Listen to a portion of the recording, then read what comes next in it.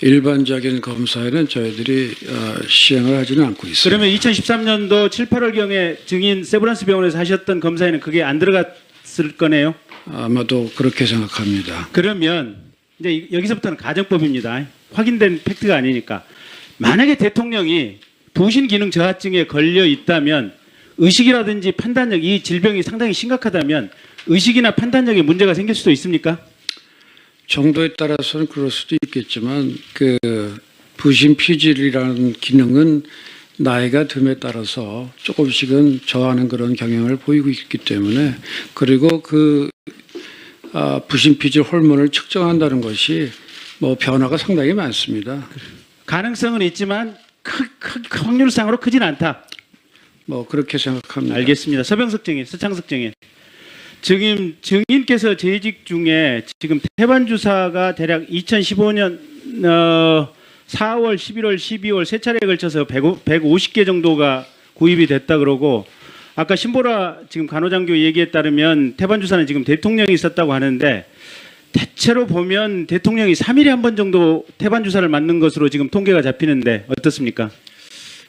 저는 그렇게 생각하지 않습니다. 왜 그렇게 생각하지 않습니까? 보통 태반 주사는 종류가 두 가지가 있습니다. 네. 김상만 주치의가 쓴 거는 탯줄을 포함한 전체 태반인 게 있고요. 예. 그거는 간 기능하고 관련된 항염 작용이 있는 것입니다.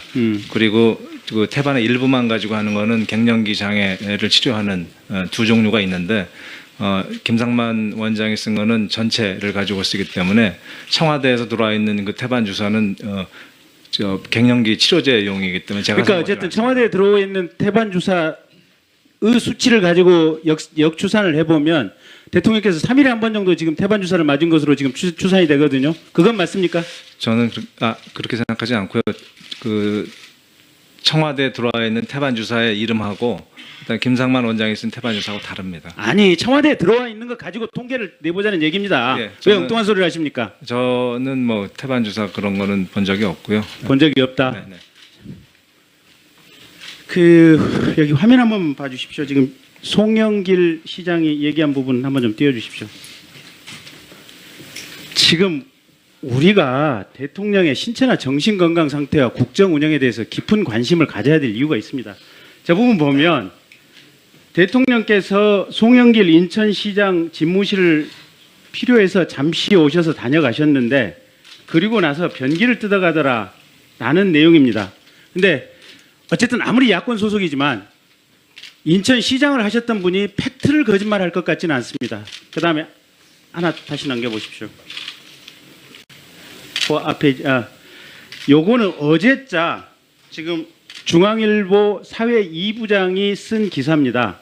저 내용이 뭐냐면 2013년도 11월 5일에 박근혜 대통령이 영국에 국빈 방문을 했습니다.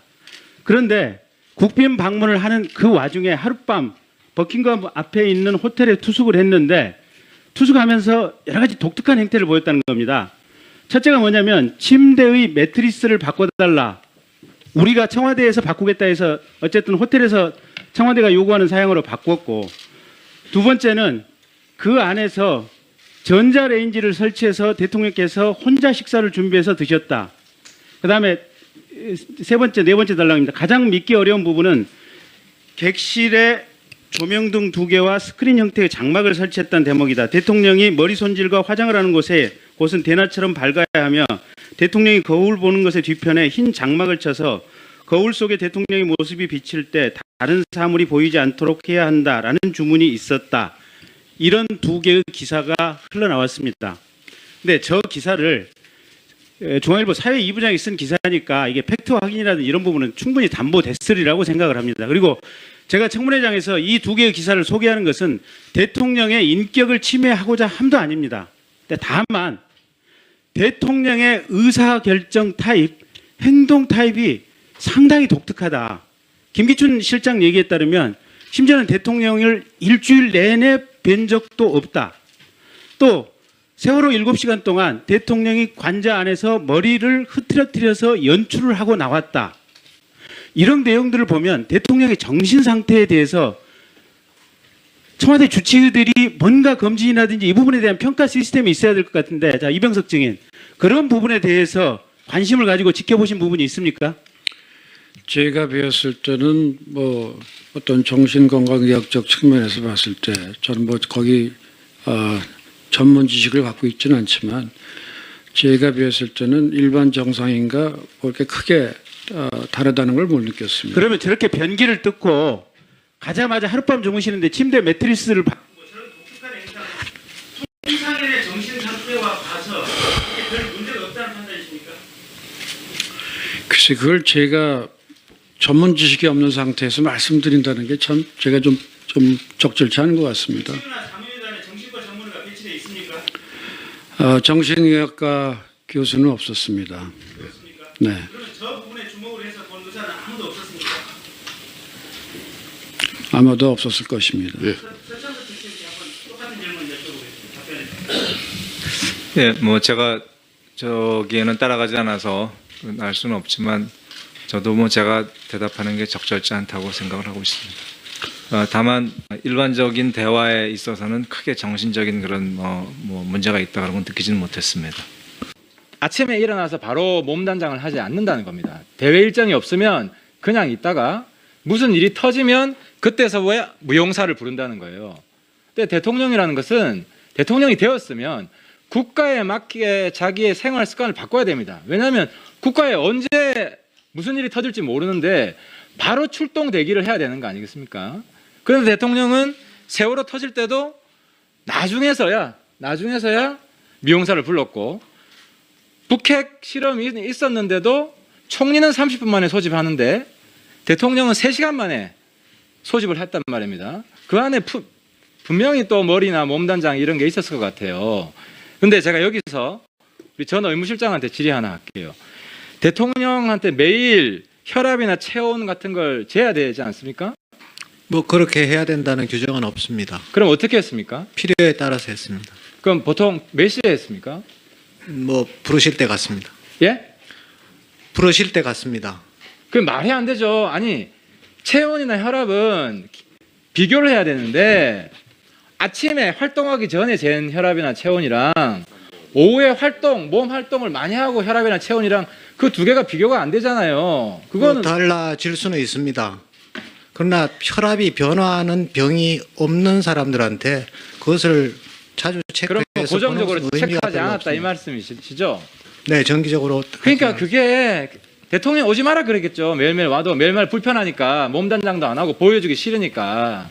그 다음에 그 김장주 실장, 김장주 증인님 그 아까 보니까 10시 30분에 그 4차 핵실험 때 NSC 상임위는 12시에 있었어요. 상임위는 국가안보실장이 주재하잖아요. 상임위는 국가안보실장이 1시 반 회의에 대통령이 위원장입니다. 나왔어요. 예. 그러니까 상임위 회의 참석자와 대통령이 주재하는 회의 참석자 거의 똑같잖아요. 그 NSC 상임위원회 들어간 인원은 당연직으로 다 들어가는 것이고. 그러니까 무슨 말이냐면 내용 준비는 상임위 하면 다 되는 것인데 대통령이 3시간 반이나 걸려서 그죠? 3시간이나 걸려서 회의 나온 거는 아까 말씀하신 게 안 맞단 말이에요. 그럼 상임위는 바로 1시간 반 뒤에 소집이 가능하고 거기에 대통령만 오면 내용적으로는 NSC 회의랑 똑같은 거 아니에요. 그렇기 때문에 총리는 30분 만에 NSC 회의를 주재한 거 아닙니까? 그러니까 자꾸 말 돌리지 마시고요. 다음 질문 넘어가겠습니다. 그리고 아까 통영함 출동하는 것에 대해서 누가 가지 말라고 지시를 한 겁니까? 그거 제가 확인 못했습니다. 안보실장이 그것도 몰라요? 아니 누가 가지 말라고 한 적은 아니 없는데. 한번 물어볼게요. 아니 예. 통영함이 출동하는 거를 10시 11시에 예. 긴급 지원 지시를 했고 예. 제가 받은 자료에 보면 출동이 확실하기 때문에 대우조선해양 통영함을 만들고 있는 그리고 방위사업청 해군참모총장 황기철이 당시에 세월호 구조지원본부장이었어요. 그잖아 맞죠? 해군 측 본부장입니다. 본부장이 아닙니까? 해군 측입니다. 예, 예. 그러니까 이걸 준비해서 참모총장을 출동하라고 했어요. 그죠? 대통령은 뭐라 그랬어요? 한 명이라도 다 구해라. 샅샅이 수색해서 다 구해라. 모든 수단과 방법을 다 동원해서 구해라고 했지 않습니까? 예. 대통령이 그 말을 했기 때문에 해군 측에 지원본부장을 임명을 했고 황기철 총장은 이게 자기가 도울 수 있는 것이다. 조금이라도 도우겠다 해서 이 통영함 출동을 명령했지 않습니까? 그럼 이 명령을 해군 참모총장이 명령을 했는데 이걸 못 가게 막은 게 대통령 지시였습니까? 아닙니다. 누구 지시였어요? 그런 지시 일체에 있었습니다. 그러면은 이 통영함이 출동 준비를 하고 있다. 이거를 보내야 됩니까? 말아야 됩니까? 김장수 실장이 대통령한테 그때 보고했습니까? 그거는 대통령께 보고할 감도 아니고요. 그 해군 참모총장이 알아서 출동을 시키면 되는 겁니다. 아니 그럼 누가 지시를 했어요? 가지 말라고. 해군 참모총장은 간다고 이렇게 각서까지 출동 합의 각서까지 다 썼는데 구조 참가한다고 이걸 누가 막았어요? 누가 지시했어요? 해군 총장이 지시했겠죠. 그건요. 제가 지금 저 아무 실장이 몰라요? 안보실장이 통영함이 누가 가라 말아. 그러니까 저는 세월호 불상사, 세월호 비극의 가장 큰 책임이 안보실장한테 있다고 생각합니다. 왜냐하면은 우리나라 안보 개념이 노무현 정부 때부터 포괄적 안보로 다 바꿨어요. 대북 안보뿐만 아니라 국내에 대량 재난이 일어나도 이걸 안보적 상황에 입각해서 처리를 해야 돼요. 왜냐? 해경 역량만으로, 해경 자원만으로 감당이 안 되는 사고거든요. 그래서 대통령이 모든 수단과 방법을 다 동원하라고 했을 때 안보실장은 해경 말고 어떤 수단과 방법이 있는지 다 고민을 했었어야 됐어요.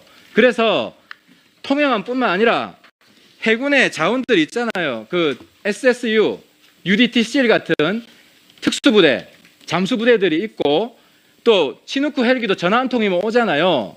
그죠? 그리고 배도 더 큰 배도 있고 그리고 해군이 과거에 그 해양 구조에 성공한 사례가 많이 있죠. 내가 물어볼게요. 93년 서해 폐료 사건에서 해군이 구조 작업에 투입돼서 292명 사상자 전원 인양한 거 맞습니까? 틀립니까?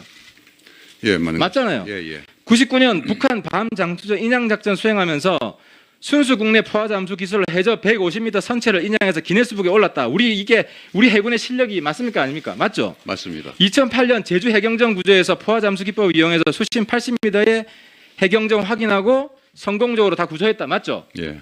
천안함도 다 올렸잖아요. 예. 무슨 말이냐? 해군은 해경이 보유하지 못한 엄청난 능력을 가지고 있어요. 그리고 대통령의 지시 정신이라면은 컨트롤 타워였던 김장수 실장이 당시에 이것은 해경만으로 안 된다. 해군도 투입이 돼야 된다. 라는 그런 판단은 김장수 실장이 했어야 되고 그걸 대통령한테 승인을 이끌어냈어야 됐어요. 대통령한테 해군도 투입할까요? 충분히 해경보다 더 큰 역량이 있습니다. 대통령한테 보고한 적 있습니까? 없습니까? 해군이 투입한다는 것은 처음서부터 대통령께 보고가 됐습니다. 그럼 대통령이 그걸 거부했어요?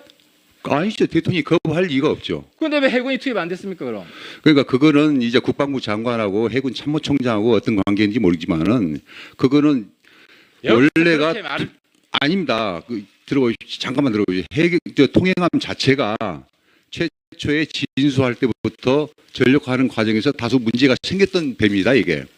그래서 저는 통행함이 지금 이제 현장에 투입해가지고 이게 작전을 수행하는 데는 다소 어느 정도 문제가 발생한 모양이구나. 통행함을 투입해야 한다. 무슨 함을 투입해야 한다 말은 대통령께는 보고를 안 드리죠. 왜 해군 투입한다는 걸 보고를 드렸죠. 아니요. 대통령님도 다 아시고 해군은 당연히 투입되는 것이고 그게 포괄적 안보라는 방금의 하태경 의원님이 말씀하신 게 맞습니다. 포괄적 안보는 군의 역할이 안보 분야뿐만이 아니고 재해랄지 재난이랄지 산불이랄지 어떤 큰 사고가 발생하면은 그 지원 임무를 해준다는 데서 군에서 사용하는 포괄적 안보 개념입니다. 이게. 그래서 그러한 사고가 발생할 적에는 당연히 해군이 투입된다는 것은 그건 기본입니다. 아니요. 많이 투입됐죠. 네, 수고하셨습니다. 저는 그렇게 생각하지 않습니다. 왜 그렇게 생각하지 않습니까? 보통 태반 주사는 종류가 두 가지가 있습니다. 네. 김상만 주치의가 쓴 거는 탯줄을 포함한 전체 태반인 게 있고요. 예. 그거는 간 기능하고 관련된 항염 작용이 있는 것입니다. 그리고 그 태반의 일부만 가지고 하는 거는 갱년기 장애를 치료하는 두 종류가 있는데 김상만 원장이 쓴 거는 전체를 가지고 쓰기 때문에 청와대에서 들어와 있는 그 태반 주사는 갱년기 치료제용이기 때문에 제가 그러니까 어쨌든 청와대에 들어와 있는 태반 주사의 수치를 가지고 역추산을 해보면 대통령께서 3일에 한 번 정도 지금 태반 주사를 맞은 것으로 지금 추산이 되거든요. 그건 맞습니까? 저는 그렇게 생각하지 않고요. 청와대에 들어와 있는 태반 주사의 이름하고 일단 김상만 원장이 쓴 태반 주사하고 다릅니다. 아니 청와대에 들어와 있는 거 가지고 통계를 내보자는 얘기입니다. 예, 왜 엉뚱한 소리를 하십니까? 저는 뭐 태반 주사 그런 거는 본 적이 없고요. 본 적이 없다. 네, 네. 그 여기 화면 한번 봐주십시오. 지금 송영길 시장이 얘기한 부분 한번 좀 띄워주십시오.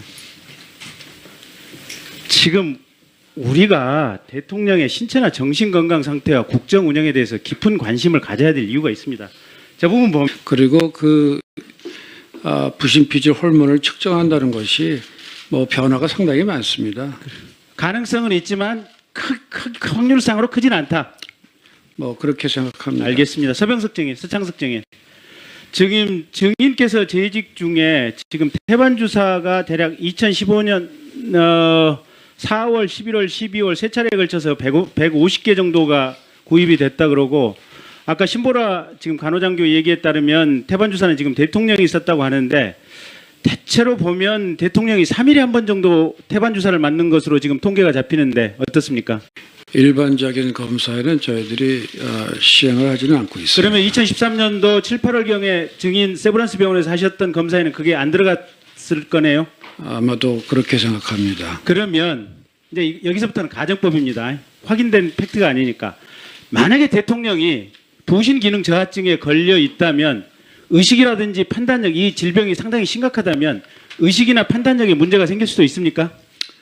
정도에 따라서는 그럴 수도 있겠지만 부신 피질이라는 기능은 나이가 듦에 따라서 조금씩은 저하는 그런 경향을 보이고 있기 때문에 그러면 대통령께서 송영길 인천시장 집무실을 필요해서 잠시 오셔서 다녀가셨는데 그리고 나서 변기를 뜯어가더라 라는 내용입니다. 근데 어쨌든 아무리 야권 소속이지만 인천시장을 하셨던 분이 팩트를 거짓말할 것 같지는 않습니다. 그 다음에 하나 다시 넘겨보십시오.